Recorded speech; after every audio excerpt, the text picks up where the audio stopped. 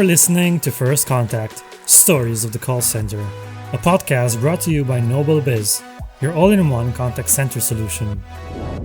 Every month, our host, Christian Montez, talks to tech leaders and entrepreneurs who found their way into the contact center industry.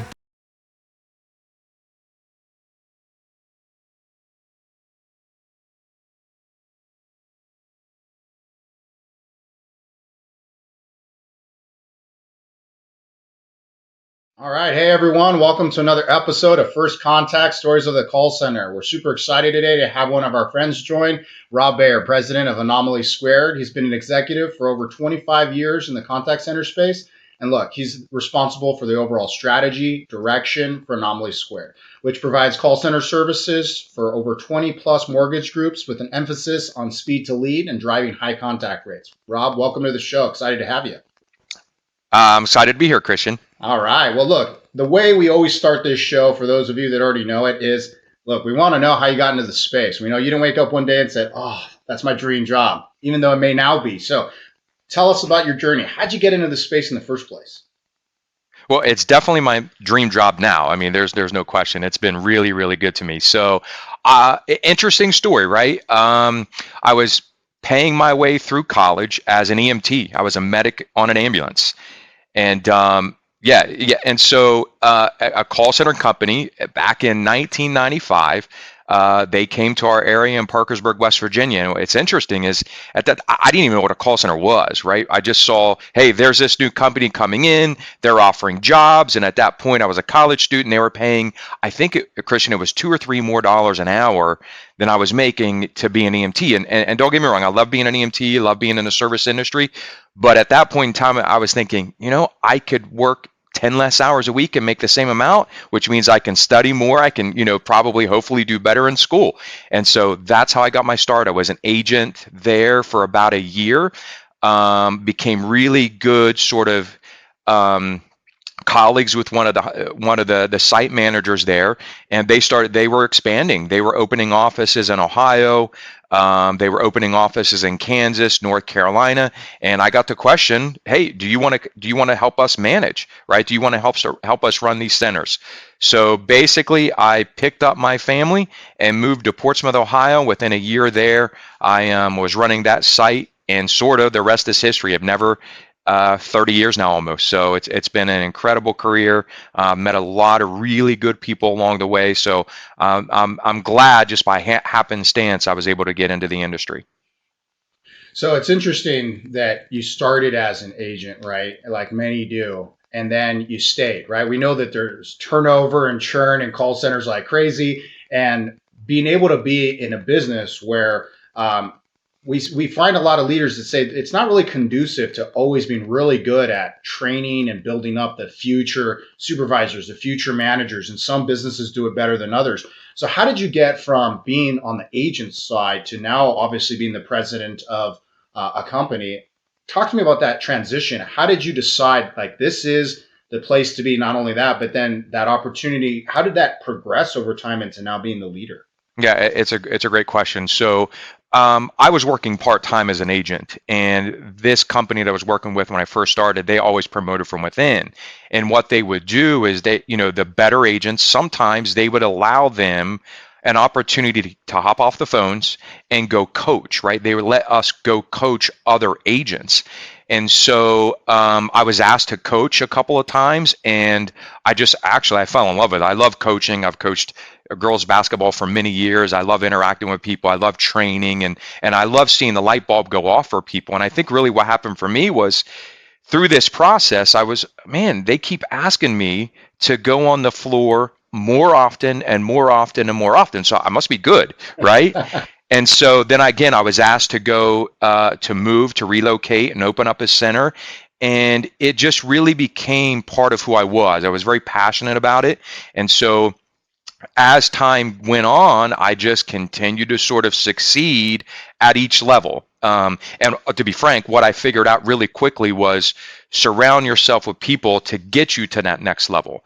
And so as I sort of progressed through different ranks of management, where, went from site director to regional manager to a national manager, then I was running operations of of the call center. And then I actually moved here about 4 years ago and was asked to run the entire company. And what I found, Christian, that it didn't matter whether I'm the president of a company or I was an entry-level coach. The philosophies of running a business and coaching, developing people were the same regardless of level.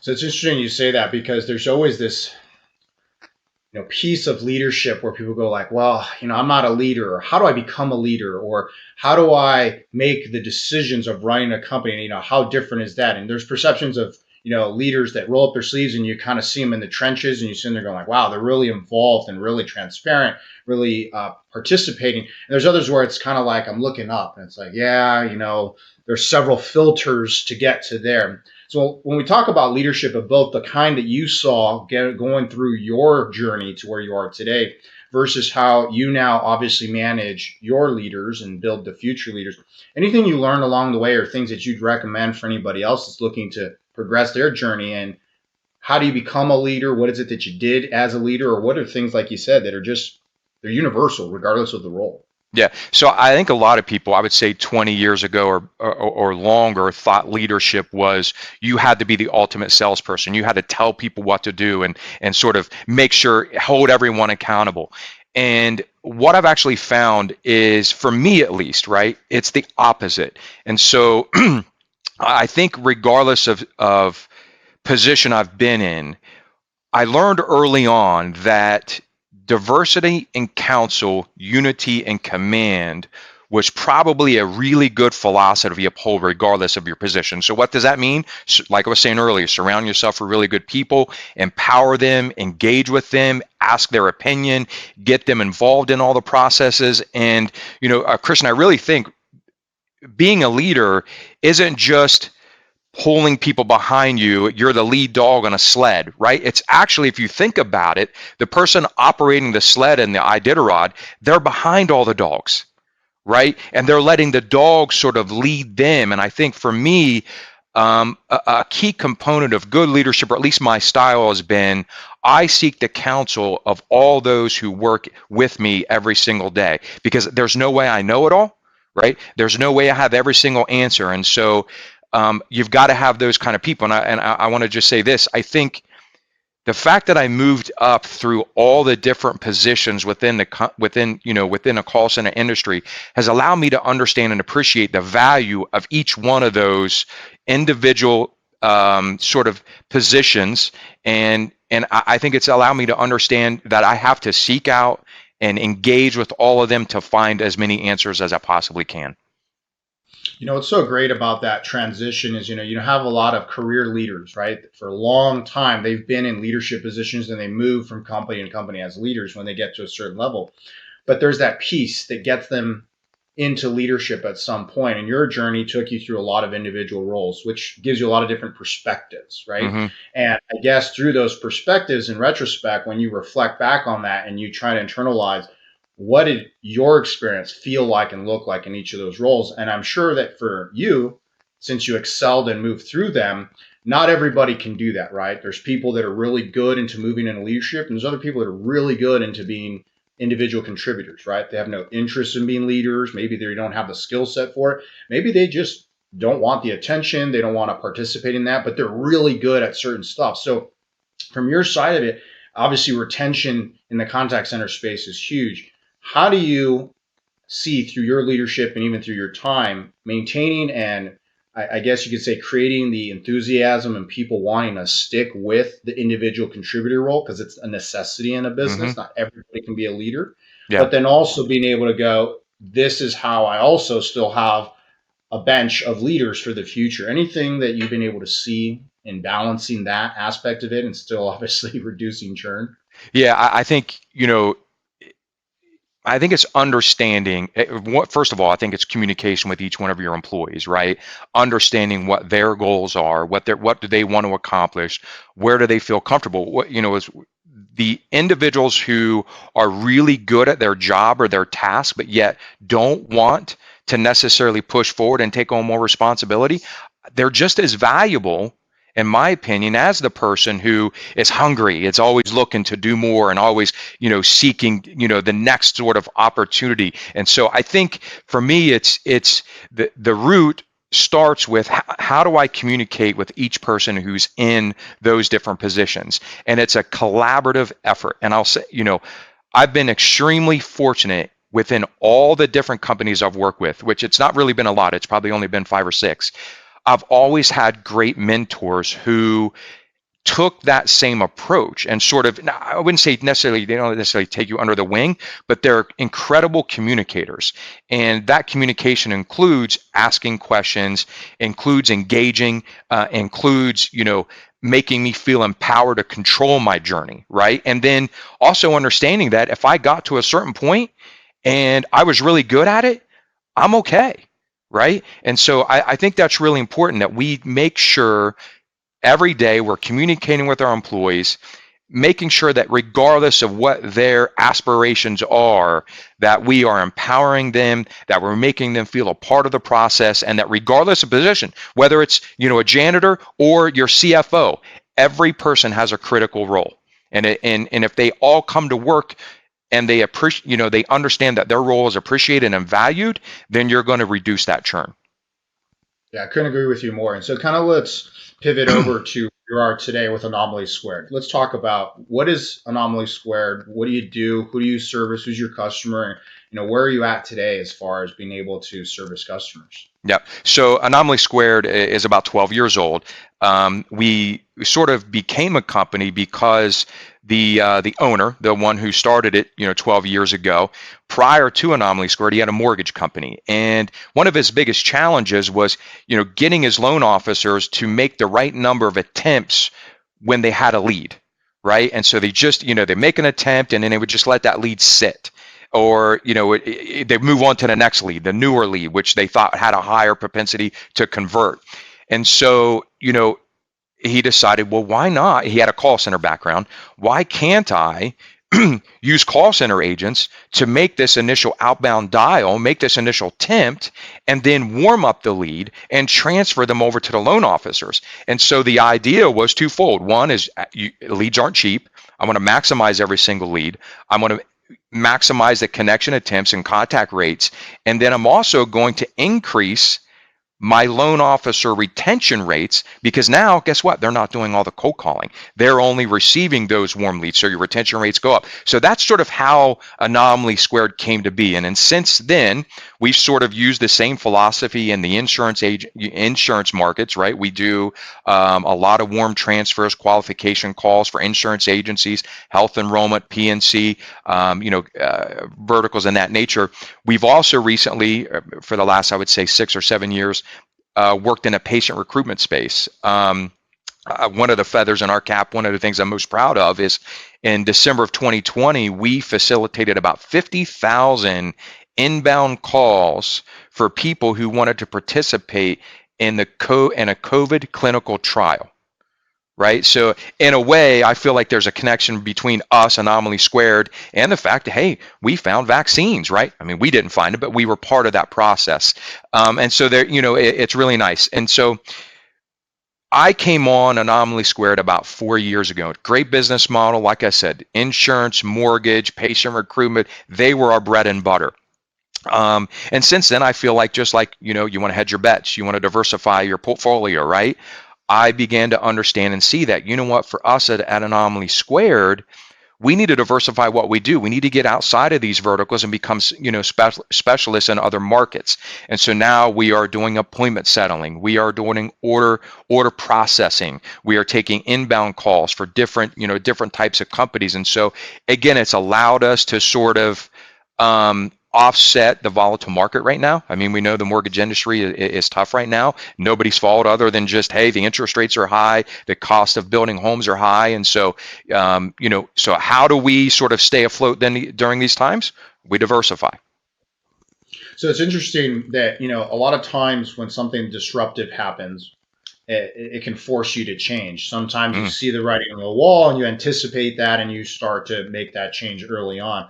But in that spirit, there's a part of competitiveness that's a reality, right? There's other companies you're going to have to compete against for the same set of work. What differentiates what Anomaly does in the marketplace that allows you, that you've seen when you hear from customers that choose you versus somebody else? Anything in particular that you're doing that's causing the business to continue to be able to not only evolve, especially into new verticals that's not your background per se, but to be able to keep customers? Well, I think it's twofold. The first one is customization. We pride ourselves in a collaborative effort with all of our partners. So we don't say, "Hey, we have one way of doing work. It's going to be this way. If you're going to be our partner, this is how it's going to be." No, what we do is we actually take our time to listen to what the customer needs, and we build our processes and call center operations and tailor it to what that customer needs. One of those is the fact that we are moving in, and we'll probably get into this in a little bit because that's what NobleBiz does, but an omni-channel solution, right? And so, really, it's adapting, seeing the trends, identifying it, and not being afraid to tackle new challenges. It's interesting you used afraid, right? Because a lot of industries, some more than others, are risk averse Mm. and they're not early adopters, right? They're going to wait till the very end until they have to change. But, we'll talk about it a little bit later on more when we talk about the pandemic. But really, when you have these abrupt changes that force you to adopt something new, that fear is, I'm going to lose my business or my employees if I don't change, right? And so that fear is a different driver. But when you say that you're going to have this adoption of technologies or maybe processes or approaches with customers and be flexible, it also would mean, and it would sound like that you'd have to have some sort of confidence and comfort in the industry you're in a way where you're almost like a consultant to them to be able to help them versus saying, oh, this is what you want. I'm an order taker. Okay, yeah, no, I can go replicate that. I'm sure there's some portion of that. But I have to imagine there's also another piece where people are coming to you for advice. They're coming for you for best practices and they're trying to see what you've done for other people that maybe they don't even know how to do. Do you have some approach to how, as a business, you're able to take your collective customers and then be able to wrap that around saying, here's how I can embrace you, new customer, prospective customer, and I can take you on a journey to the next place? Is there any balance between that and just saying, oh, yeah, we can do that, and they're just telling you everything they want?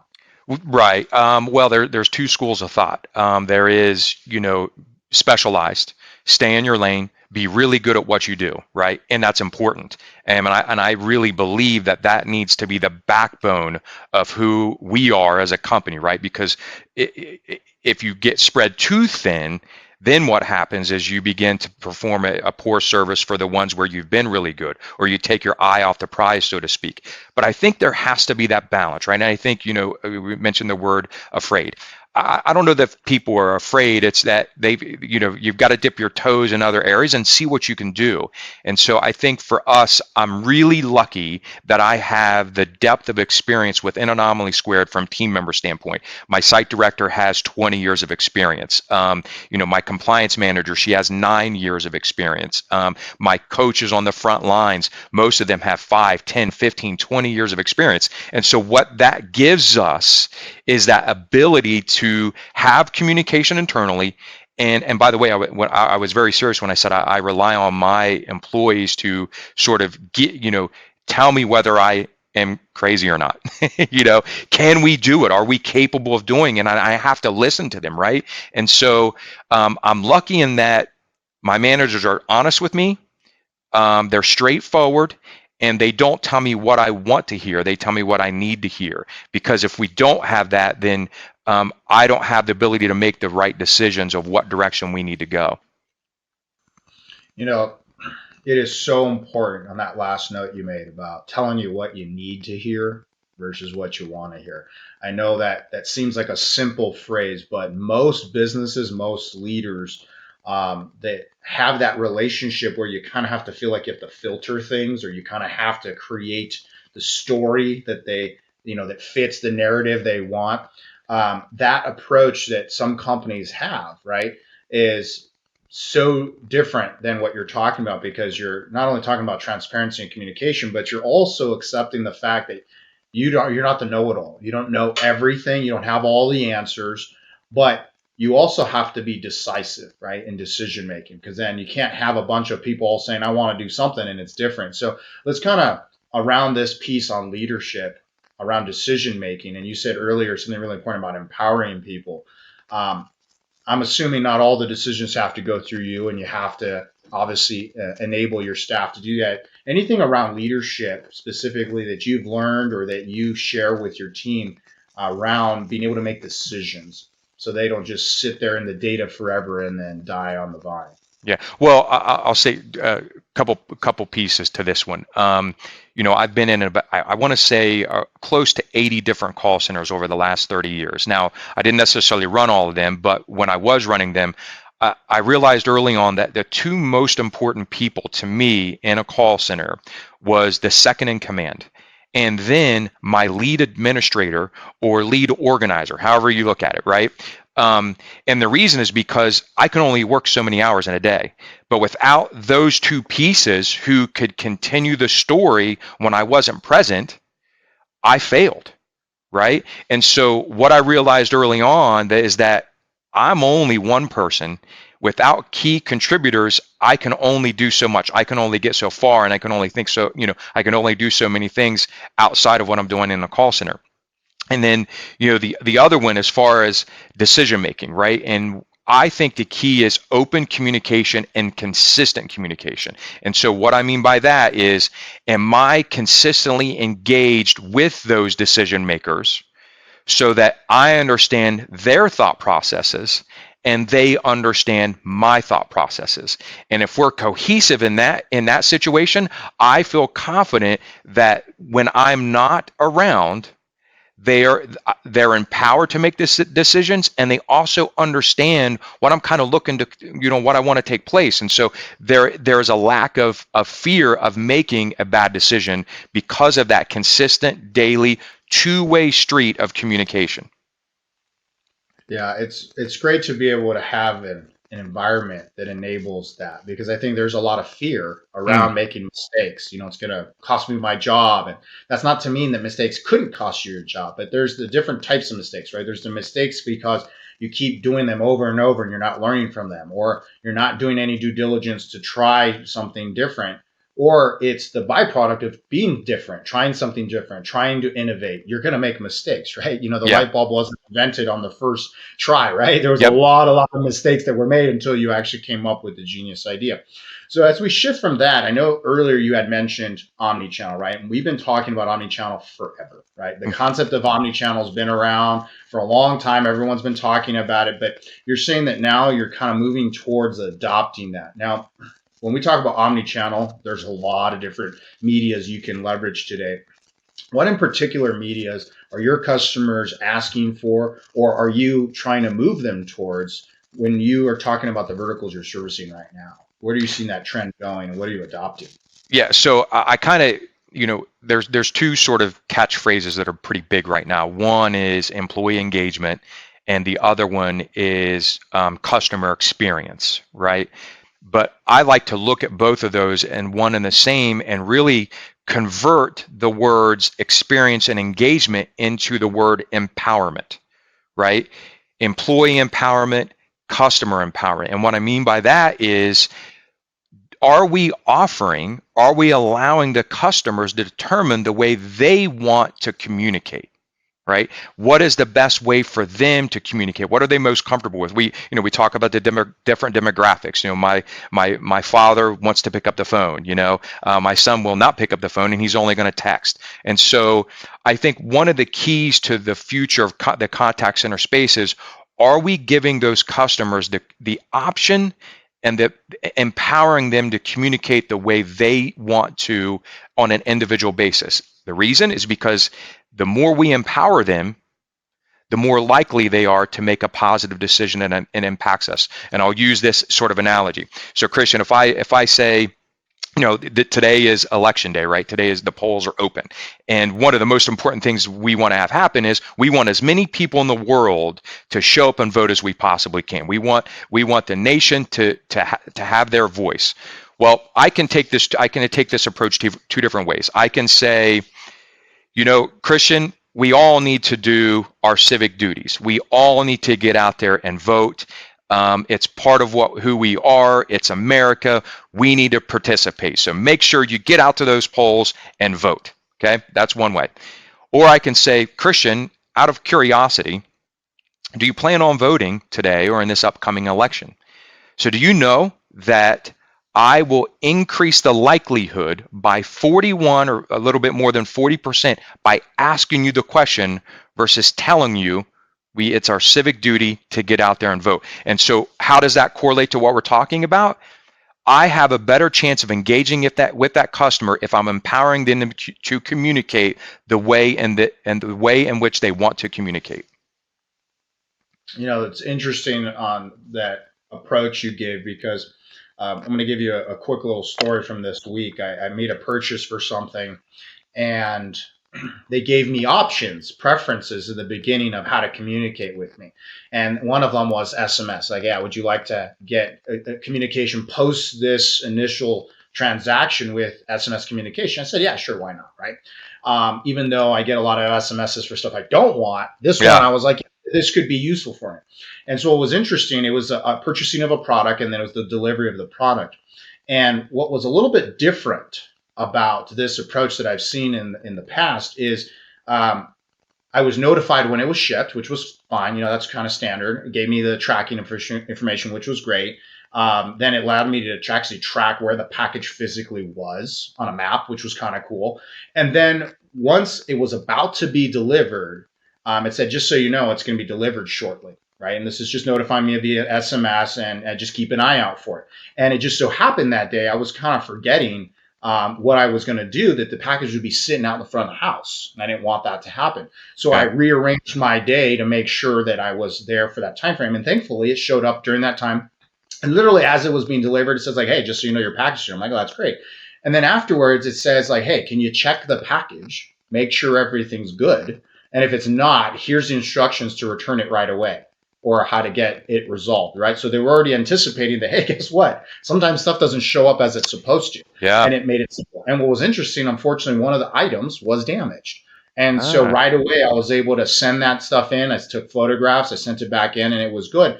And so what it was doing is it wasn't just giving me the empowerment to say, hey, this is how I want to be communicated. It actually anticipated my experience. Yeah. And it said, this is how I think, based on all the information I have, your experience is going to go. And here's the things I'm going to do to put in play, something that will help resolve that friction, right? We're always talking about customer friction.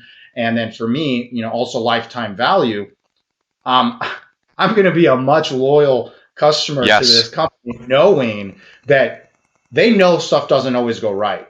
And when it doesn't, that they've already anticipated that it's not me calling into a queue. I'm waiting for someone to get a hold of me forever, or I get transferred. I got to say what I need over again. They've anticipated that, hey, this is probably not going to be perfect. And when it does, how do we reduce that friction? And so to your space, right, into where you're in, how are you, if at all, with your customers looking at not just bringing channels, bringing in options, but taking maybe even data to anticipate how best do I leverage data with these channels, with my communication modes, my outreach or otherwise, to be able to blend that and really be able to engage the customer not only where they want to be, but where they may be, knowing some of these trends. Any insight or thoughts on stuff like that? Yeah, I mean, first of all, that's an incredible experience, right? You're probably a customer for life, so that's really good.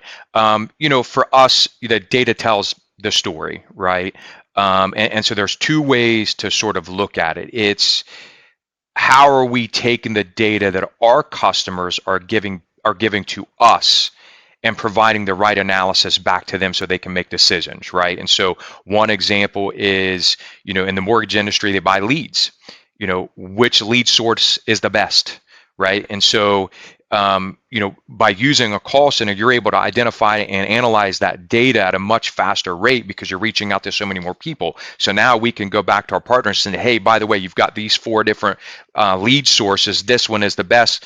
And then again, it's their decision, but we're basically passively, aggressively saying, maybe send more data over here, right? The ones that are succeeding. So that's one way. The other way is, like you're referencing, I mean, it's really a neat concept.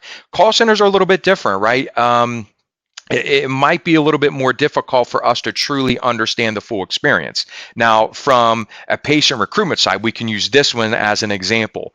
And so we set up a lot of people to partner or go to doctors' offices to participate in a clinical trial. And so what we try to do is omni-channel approach, which is you're making the initial outbound call, right? We set up that appointment for them to go visit, and then we're following up via text and saying things like, hey, remember, this is, like you were saying, you needed to change what you were planning for the day because you had that package coming. So again, we're all busy in the world, right? Lots of things going on. So now we text the day before and say, hey, here's a reminder.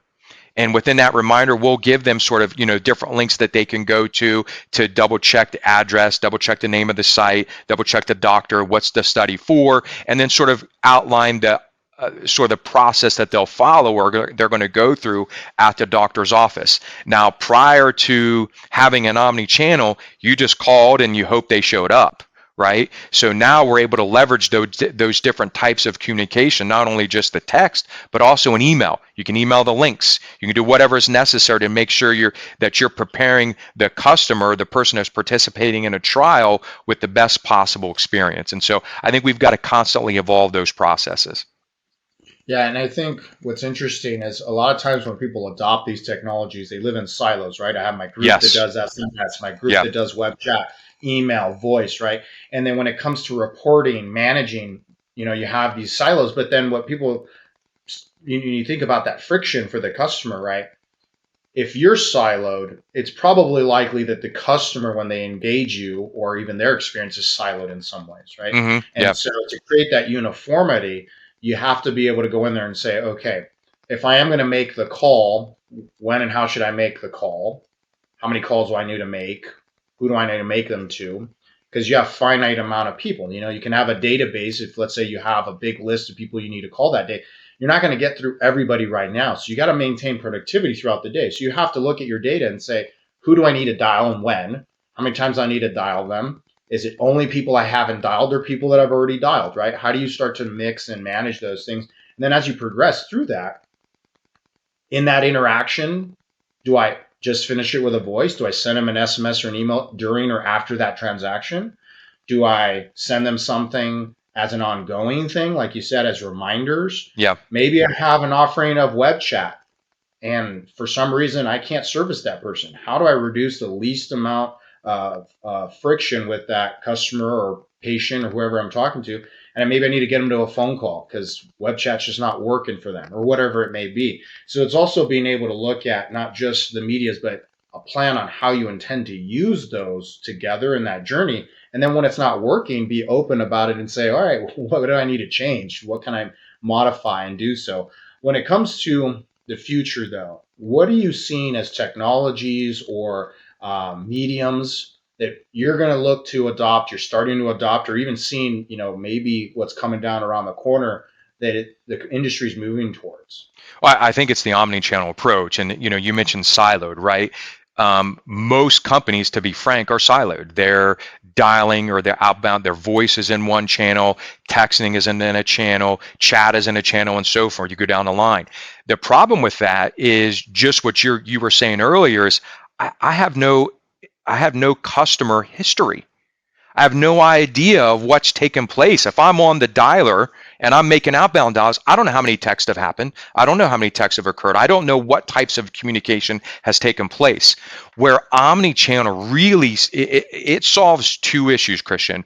One is now I can see the complete history of the way we've communicated with this customer, which changes the customer experience, right? It provides much greater data immediately versus I've got to pull data from this dialer, from this text system or text stack and so forth. Now I've got it all right there. So it's much easier to say, ooh, this is the better way to communicate, but it's also important to understand how we've communicated with that customer and what their needs are. Take it one step further.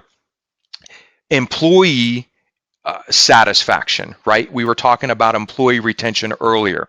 Well, if I've got an employee who's in 5 different systems, communicating 5 different ways, well, what's that going to be like for them and the customer? Where now it's omni-channel, everything is in one page, right? So I've got one browser, I'm working in it, so it changes not only as an employee, my satisfaction, because it's much easier to communicate, there's less frustration.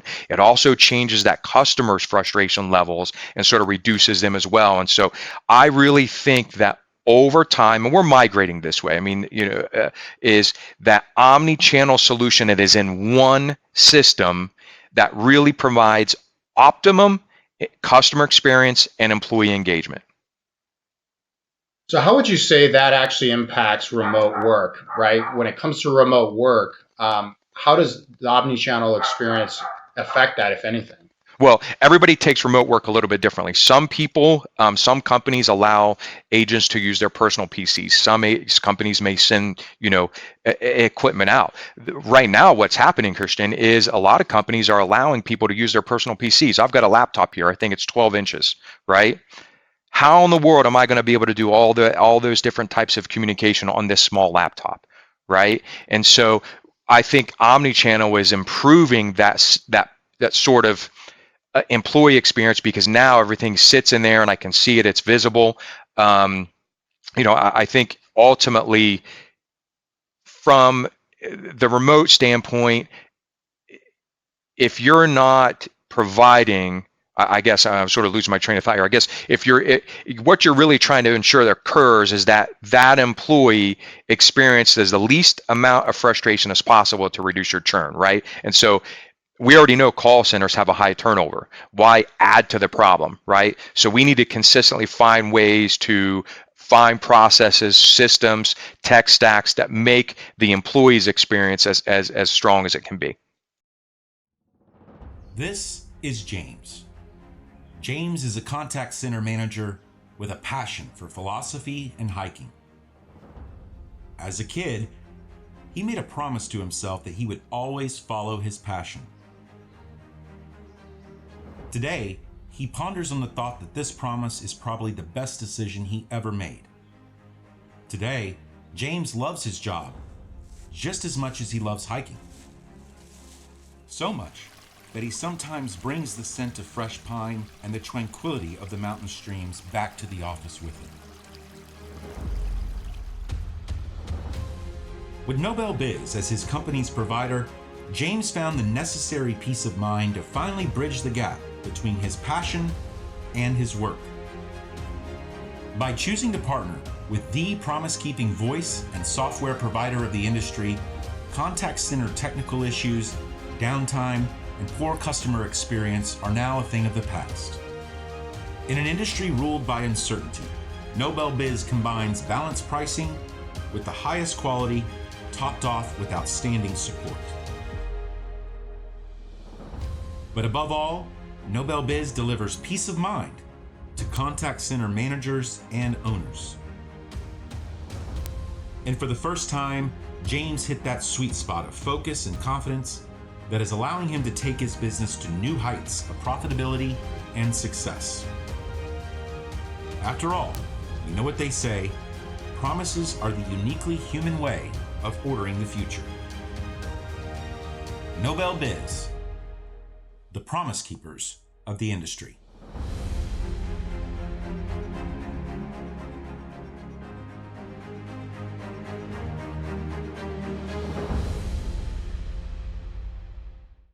When we talk about remote, you have a beautiful center, you have a nice facility, all, modern look and everything like that, which is great. At the same time, though, my understanding is, as we went through the pandemic, everyone went home. So let's kind of shift into that concept, right? That idea of, when you made that shift from a great, beautiful center, did you have remote workers at that point? Were you always centralized? Talk to me about that journey with when you transitioned, and what does that look like now? Yeah, so I've actually been part of the remote world since 2010. And so me personally, I've dealt with employees who work from home long before the pandemic hit. We also had, I want to say 35 to 40 agents who were working in Kansas for us, and they were all remote. And so again, they were doing this for a few years prior to the pandemic. And so we were fortunate in a way that when the pandemic hit, we had experience, right? So it wasn't shock. It was shocking getting, 200 agents who were in a building to get them home, and it took a lot of work, but we navigated it really well. We already understood the way we needed to communicate. Of course, we've evolved and we need to constantly improve there, but we definitely, because we had those agents, the transition was much easier. So today, is everyone still remote? Do you have a hybrid? What does the future look like around that for Anomaly? Yeah, so all of our agents are remote. Our corporate team, we are hybrid, right? So we've got 2 or 3 days a week we come into the building, and then 2 or 3 days a week, it just depends. Our team is working from home, but for us, unless we would have a partnership with a customer that required it, I really don't believe that we're going to come back into the building. There are just so many benefits to this. We didn't realize the number of benefits just from a human resources standpoint, just from an employee experience standpoint. I think our agents actually truly enjoy the autonomy and the ability to work from home. I think there's, first of all, they're saving a ton of money. They're not packing a lunch. They're saving on the time, their commute, and they're saving on the fuel. And so I think our employees actually truly appreciate the opportunity to work from home. So I think we're going to stay that way. So it's interesting you say that, because I think from when the pandemic hit all the way through now, all the guests we've had, there's kind of been this kind of change and modification of that approach of first going like the shock, but then you have this piece of it where you're going, not all of my employees have an environment that's conducive to working from home. They don't have good internet. They don't have a room. Maybe it's their bedroom, and now they don't have that balance between work, life, and personal life, because now my work environment, my sanctuary, is also blended over, right? My bedroom or my kitchen table or whatever it is. Have you found that the staff that you had before all were able to transition well to that? Or did you have to find new people? Did you have to find an approach to say, this is the kind of employee that can make that pivot, that can work from there? And then the second piece to that is, obviously when you don't have people in person, you don't have water cooler talk. You don't have to look over the shoulder and say, hey, can I engage, build that camaraderie with somebody? How have you maintained any bit of that kind of culture when people are remote? Yeah. So I would say somewhere between 65 and 70% of our people were able to transition to work from home. Some of them, it took a little longer, right? They had to get the internet set up. They had to get the equipment. So it was a 2 or 3 week process. But then there were others just based on economics, based on situation, based on things like you're referencing, which is internet or whatever that might have been. The speeds just weren't available at that time, right? I mean, what happened to us frequently is we weren't the only ones that went remote, Christian. The schools went remote. And so a lot of the internet providers did not have the bandwidth to handle all these people at once coming in and hopping on their system and saying, hey, we're all now taking all those resources. And so some of the challenges was it took some time for the speeds to get up to the levels that we needed to. I want to say about 3 or 4 months, we had to show a lot of grace. Again, we still had a business to run. And so it was important that we work through those processes as much as possible. But at the end of the day, it was about 65 to 70% of the people who were able to work from home. And what was the other question?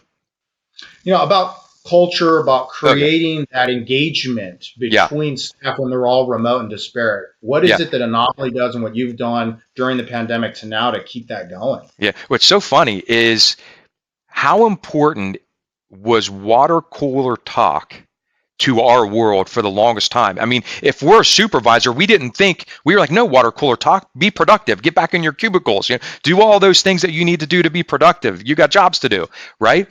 It's extremely valuable. That water cooler talk, that camaraderie, the building, it's all really important.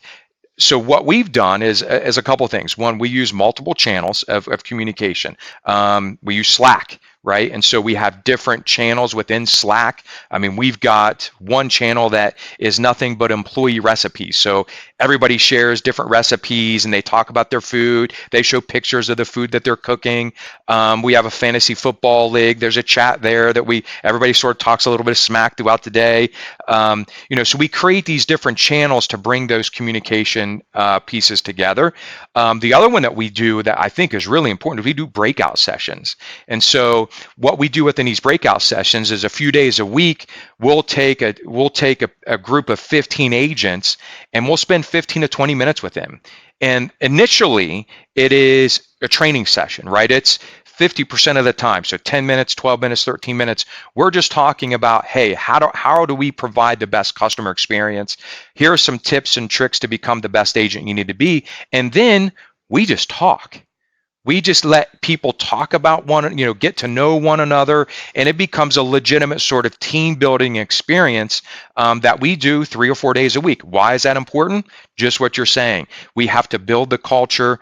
There's fate, in a building, you're walking up, you're shaking hands, you maybe have lunch with somebody, you go to the kitchen together, you maybe go outside, some people smoke, they do smoke breaks together. Well, you've lost all of that. And so these breakout sessions that we have really help us replace that sort of process. And it's really made a big difference.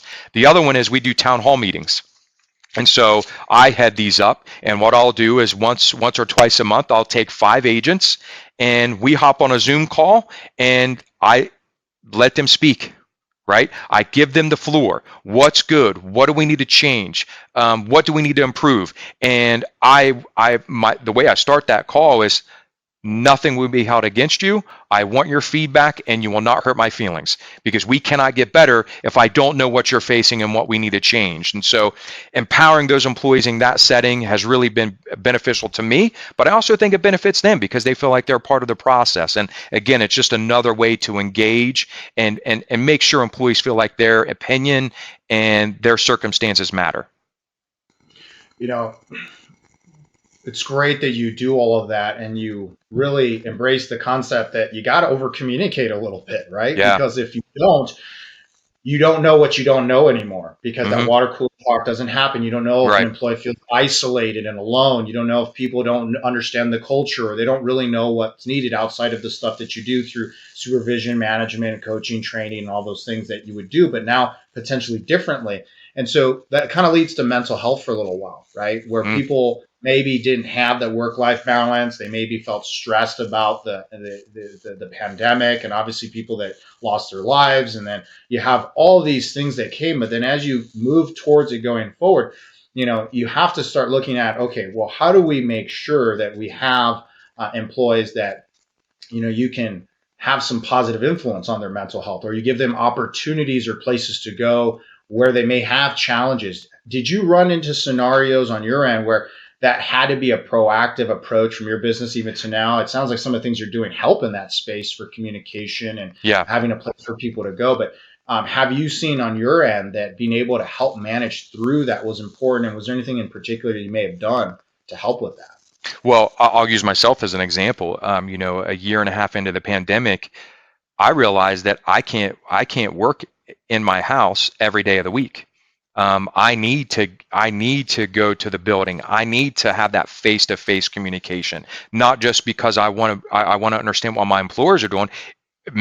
I wanted to engage, right? I wanted to be I wanted to get out of the house, right? I was going stir crazy. And so I think for us, my personal experience helped me sort of understand that we need to be open. We need to show empathy. We need to show grace to our employees. And so it's very easy for relationships between managers and employees to become transactional, right? And transactional means, hey, this is the job, you must do it, right? Or you must show up to your job, and it doesn't matter what you're going through. Your kid's homesick, your daycare shut down, and they're at home. I'm sorry, you still got a job to do, right? And so those are all sort of things that we sort of just took for granted in the build, when you're working in a building, because you just don't see the same processes taking place. And so for us, I think, Christian, it is, to me, I said earlier that one of the biggest sort of things I've learned about being a leader is I need to listen. Right. And so I really encourage, and I think it's really important, and this isn't some sort of fancy sort of solution, but listen to your employees. When you're calling and coaching, how are you approaching that situation? Are you just coming in and saying, hey, this is what I'm hearing you do on the phones and I need this to change? Or are you coming into that conversation with, hey, Christian, how's your day going? How's things going? How are the calls coming along? Have you had any situations on the phones that you want to talk about, right? How's life? How's your kids? Engage, show interest, and let them speak. Let them talk. Sometimes they just want to vent. Sometimes they just want to be heard. And so we have to be really, really good listeners. I love that. And, what's interesting, one of the things that I've told my staff for a long time now is, when you're communicating with people, are you communicating at them or with them? Yeah. Right. And being present in that moment versus what you're going to say next or what you think the answer is. Yeah. Slow down to go faster. Yeah. Because in the end, you're going to have to fix something, or you're going to have to go back and re-get something, or you're going to have to realize you went down the wrong path and now you got to backtrack to go to where you were. That doesn't mean everything you do slowly. It just means that there is something in moments when you're having that human touch, right? We're not talking about bots here. We're not talking about AI. Yeah. We're talking about those engagements in which you have human to human interaction, whether that's you and your customer, your customer's customer, whether that's your internal customer, your staff. Are you being present and are you being communicating with them versus at them? And that's awesome that you really embrace that. So kind of now that we're at the end of the time we have, though, of course, and it's been a great conversation, I want to just kind of finish on a personal note, right? I can imagine that, yeah, you have a lot of work, you're busy, but you have to be doing stuff like you mentioned to kind of disconnect from work. What do you do to disconnect from work? What are you doing when you're not running Anomaly? My wife's list of tasks. No, I'm just kidding. No. So I mean, I've coached girls basketball for a long time. I love doing that. I think, I was reading a book the other day and it said, if you're not growing, you're dying. Right. And so I think it's important that we're constantly investing back into ourselves. You mentioned mental health earlier. I enjoy working out. I've got a little gym in my garage, and it's my happy space just because I think, my wife tells me, hey, you are much happier when you're doing that, right? Go for a run, please, would you? And I think, that work-life balance is important, getting away, disconnecting. I was saying earlier that, I needed to come in a building. Part of the reason I wanted to come in a building is because I was having trouble disconnecting, right? It felt like it was one long day. It was 12 hours. It was never ending. And so I think, again, investing in physical to help the mental. I've got my daughter, she's 16, and I love spending time with her. Teaching her to drive was a fun experience. But yeah, so I just getting outside, nature. I have the two dogs. I love taking them for walks and enjoying time with them and playing with them, and just again doing everything I can. I think the biggest challenge I have is how do I disconnect from the tech? Yeah, I think because we're in an age that we're always on. You got the phone, you got email, you got the TV, you got technology running at all times. One of the things that I found helpful for myself, and it's a discipline that I have to do, otherwise I don't disconnect, especially working from home. I can imagine exactly what you're saying when you're having those 12, 14, 16-hour days where you're just, oh, I got one more text, one more email, I got someone ping me or something, is, you block off time on your calendar. Do not let your email control your day. Yeah. Your time is valuable, so respect it, and then that way you can actually start finding respect for your own time. So blocking specific segments of time on your calendar for very specific things that are not work related, and living towards as much as you can, of course, within reality. We know there's exceptions, but finding those blocks of time, whether that's going to the gym, whether it's going for a walk, going to get some food, stepping away from the desk or whatever, I find has been really useful and important.